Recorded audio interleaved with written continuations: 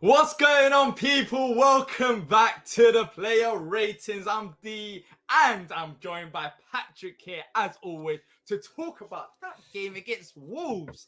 As always, if you do enjoy the video, make sure to hit the like button and let us know your ratings in the comment section down below. But before we get into the video, quick shout out to our sponsors, Manscaped. Head over to manscaped.com to get 20% off plus free shipping by using the code BOTN. See, go and do what Patrick did. Go treat yourself after that win by going to manscaped.com. And if you want to sponsor us as well, go in the description down below and you can get our email and, send in your opportunities if you got any for us. But look, that's it for the admin side of things. Now, let's talk about the football. Patrick, you was on a not player rate. You was in a match reaction yesterday talking about that game. Brilliant game, brilliant performance. Really was. But some individuals did shine. And one of them, the first person we're going to talk about is Vicente. You gave him an 8.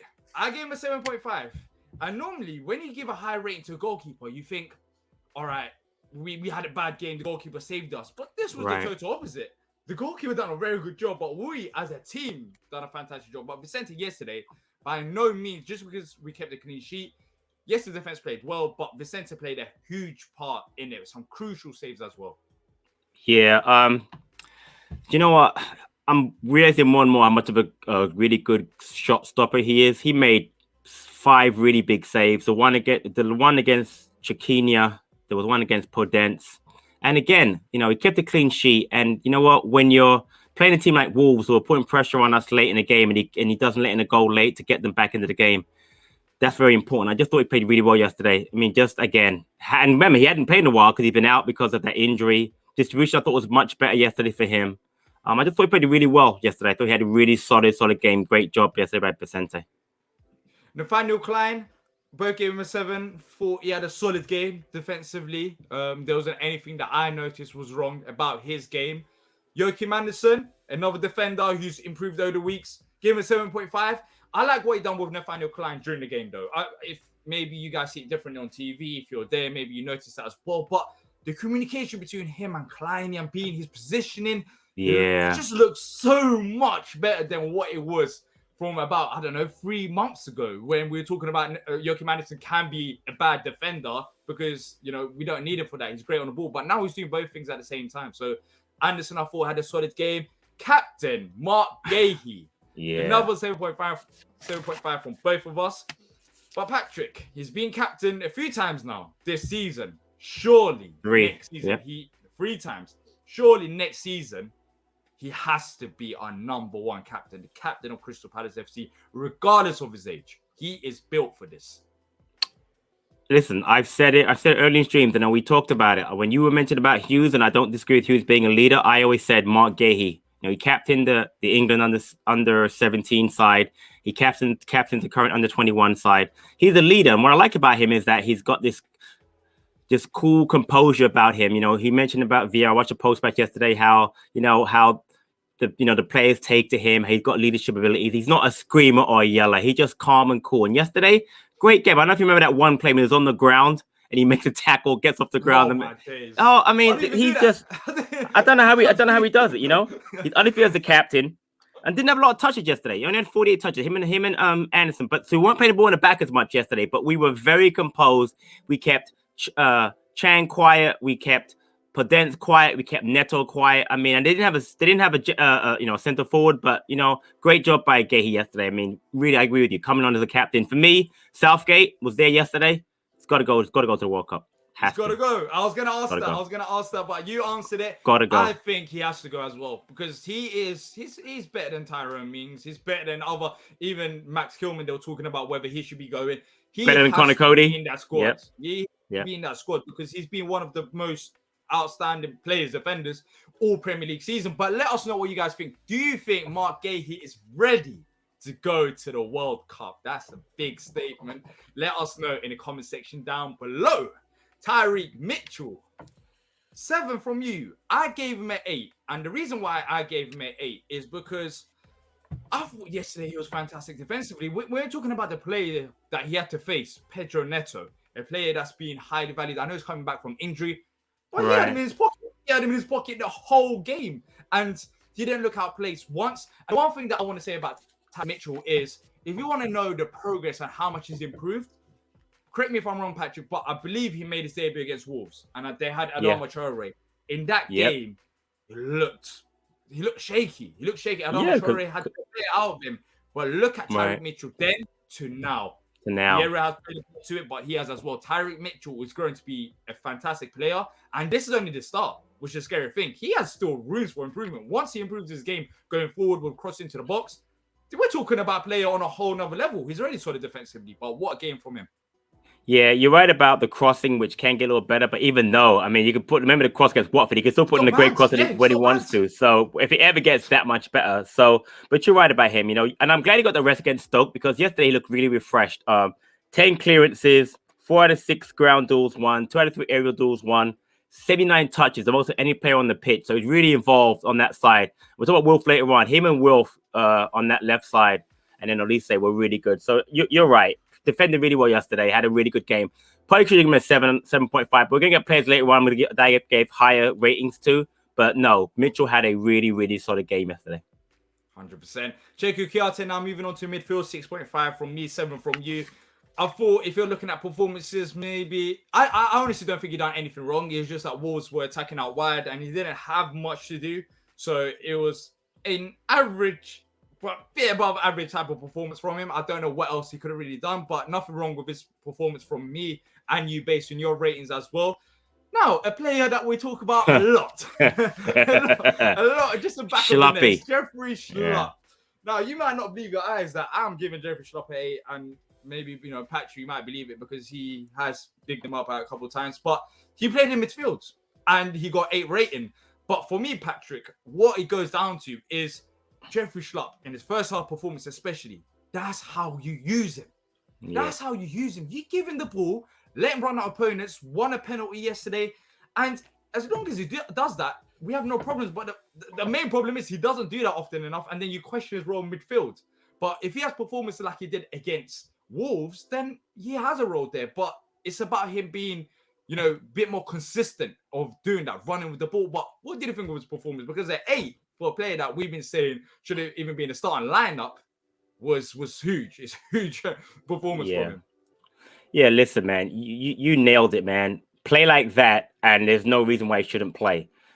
Very big part of our, you know, midfield, dominating Wolves midfield along with Gallagher and KOUYATE. Drove the ball forward, won the penalty, pressed like crazy. Outpressed that first half was so good. It really threw, you could tell it threw Wolves off. They weren't expecting that. He wins the penalty with a great run into the box and a foul on Kilman. Just a really good game. And I'm telling you, and I'm the first to admit it. In the 3, I always said he should never play in the 3. He's been awful. But yesterday, that performance, but that just shows you again. And I'll say, I'll admit it. Vieira knows more than all of us put together. He just does. He sees the players in training. He talks to them. He sees what he knows. He wants to get out of them. Playing in the 3 yesterday, Schlupp was great. I mean, he really played well. I mean, I got to give him total credit. He needs to do this more often, though, Patrick. Totally agree. I say Vieira sees him more often, but based on his past performances, I know he had a great game today, but based on his past performances, there was a reason why I was frustrated why he started, because I didn't think he merited, because he hasn't done it in midfield. But if he does it more often, then no one's gonna have a problem with him. But it's so many buts and ifs. Let's see what he does from here onwards. We know he can do it. He done it against Norwich in the second half. He done it against Wolves in this game. But he needs to do it way more. You can't do it 1 in 5 games. It's just he did well against Burnley, though. He still, I mean, remember, he played well against Burnley first half. Scored a goal as well. So yeah, scored a goal. Yeah, hopefully he improves from here onwards. Agree. Conor Gallagher, when you're talking about off the ball pressing, I thought he done a fantastic job. I gave him all over this game. It was all over the place. Done great. And talking about my man of the match, maybe it's not yours, maybe it is. It is. ZAHA, 9 out of 10 performance for you, 8.5 for me. That was a complete performance. In the first half, you know what I loved? You know what I love seeing? Him getting the ball and running at defenders. And the reason why he could do that is because of the man we talked about just about 20 seconds ago, Jeffrey Schlupp. He was getting forward. Right. It wasn't ZAHA and Tyreek on the left-hand side just hogging the wing. You had options, one on the left of Will, one on the right of Will. And that's when he can run with the ball, when he doesn't have 3 or 4 players on him. And he had a brilliant performance. Great penalty as well. And defensively, off the ball, tracking back. Ridiculous. Man of the match performance, a real leader on the pitch yesterday. He showed what he can do, and you know what? He's the greatest Crystal Palace player of all time, just doing what he does best. So very glad that he has a performance like he did. People again doubting him. You know, you had this ridiculous Wolves fans booing him every touch he was getting. What's he do? He cups his ears after the penalty kick, which is brilliant. Couple I want to stop the shushing. Yeah, right, and then he does the shushing, which is brilliant. That was the anyway. It was actually the thumbs down and the shushing. The thumbs down. That was brilliant. So a couple of things. One, again, the penalty was really good because Sarr's a very good goalkeeper. 6-second minute, he does provide get to the goal. He does a block on Neto in the box when he tracks back. You're right, D. The defensive work he did. He mentioned in the post match. So key to that game yesterday because we didn't have a lot of touches. They had probably twice as many passes that we had. The defensive work people don't see in Wilf, and that's again I'm saying Wilf has matured as a player. I got to give Hodgson credit. He learned under Hodgson, but under Vieira, it's gone to another level as far as defensively. And then and then on the goal, what a ball from Gallagher. Will pops up on the right side of the field. Remember, on the right side, gets to the byline, crosses it over, and Mateta does a great. We'll get them in a minute. Great job of scoring that goal. But again, man of the match for me. Just a really good all-around performance. Wolf was very, very, very good yesterday, and I just love to see that he can put that performance in a role that he's played all season, either playing up front or out wide. So great job by him yesterday. Brilliant. The most important thing is he is happy playing with this exactly. Post-match, you could tell he's very happy. He did say that, and that is the most important thing. If you're not happy playing football, then of course, when you lose the ball, you're going to be like, oh, exactly. But when you're happy, and when you want to play for the team, when you want to fight for the team, when the team has ambition like we do right now under Vieira, you will do that tracking back for 9 minutes, and you will do that attacking role because you genuinely have belief. You want to go out there and win games. 100%. You know you can win. And, you know, yesterday, fantastic performance from Wilf. Moving on to the other side of the pitch, Olise, I gave him 8. You gave him a 7.5. Fantastic game once again, and people are noticing him. And what's getting scary is, I think it was before the game, they're talking about £35 million release clause. Where did that come from? I don't know if it's true, in all honesty. I don't know. I don't think if it is, really knows he's gone. If it is, he's gone. So but, hopefully not. Hopefully not. But apart from that, you watched the game again and you were impressed just like I was because running past opposition, switches to Wilf, which he's done, gradually ever since the Norwich game. It just helps everyone. It's just amazing. It's amazing time to be a Palace fan. Yeah, 95% passing, 2 out of 2 shots on goal. The switch of play for Wilf, and and then that play you probably see that the Palace admin put up today when he brings the ball down on the right hand side and just. Oh my God, his first touch is ridiculous. Yeah, I mean, the kid's got a ridiculous future. He really does. He's got a ridiculous future. Could have scored a goal yesterday. There's no stopping this kid. As far as I'm concerned, as far as the future. I don't know who he's gonna play for, whether it's gonna be Algeria or France or England. Whoever gets him gonna have a gem on their hands. Just hold up. We can hold on to him a couple more years. Let him see him mature. Win some stuff with Palace. But yesterday he was absolutely brilliant. I mean, the kids. Again, you can't argue. Wolf on the left, Olise on the right. There's no option anymore. You can't. Don't talk about Edouard. Don't talk about Ayew. Don't talk about anybody else. I mean, they might come in once in a while as a rest, but honestly, it's got to be those two because then the link-up play just said it. I don't know how they find each other 50 yards across the pitch, but they're doing it every time now. It's ridiculous. Great game by him. His long balls are just they're ridiculous. Perfect, the vision is ridiculous. The vision. He's naturally gifted. It's one of the players where you're just naturally gifted. And then finally, the striker on the pitch, I gave him an 8. You gave him a 7.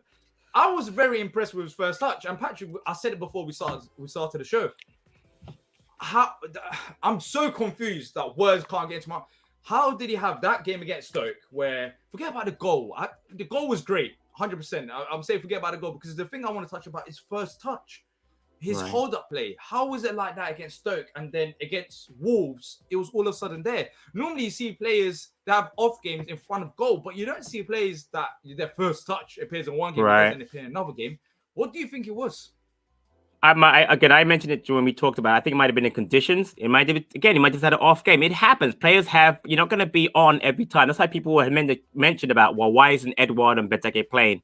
But honestly, if you look back on it, Stoke was his worst game. He played really well in the previous game. They played well against, Watford and Norwich. He's been playing well before. So I don't really see why people were so, on him. But yesterday, let me tell you something. You said about the goal. watch that goal again. The ball is played forward by Anderson. He wins the header at the field. Then you see him. Just watch him. He sprints into the box. Right? Wilf gets the ball. Gallagher plays the ball to Wilf. Then he gets the ball then he makes the run to the near post. You know, a lot of forwards won't do that. They'll just stay. He makes the ball across the defender and across the thing. Shoots the shot. It hits the defender. Then he has to go around Saar before Saar gets up. Honestly, listen, man, that's a really good goal. I don't care what people say. What you saw on the TV is 100% completely different to what I saw on the ground. Right. I was looking at the ref. I was looking at offside because that was like the weirdest goal I've seen. I honestly didn't have a clue what was going on. It's right. In, but I was like, you have to watch it again to enjoy it. Yeah. It was a ridiculous goal, but a goal is a goal. He was there. He was challenging for the ball, which is what he said after the game as well. He didn't let it go. He knew that the goalkeeper could have a mistake in him. Right, exactly. He kept going. Anticipate the mistake, and he anticipated it, and he got the goal. So massive credit to him, and hopefully he keeps this up. He's been solid so far, anyways. He has. Of course, as you said, if he has a game like this, I can't talk about Edward, can I? So it's as simple as that. It's about being just like him and Jeff, consistency. Being consistent. I agree with you. I agree. Be consistent. And then finally, the bench. Benteke came on. I don't think he had much to do with both. No, not really. No. Luka came on. 6.5 from both of us as well. But the one thing that I would want to say about the subs is that the timing was great. It was good. KOUYATE coming off for Luka was a good move. Then Benteke for MATETA because he looked a bit tired was a good move. The subs were right. The timing was right. 2-0 Palace win. Player ratings complete. What a weekend of football. Thanks to everyone who's watched this. If you have enjoyed it, hit the like button and subscribe if you're new here to not miss out on future Palace content.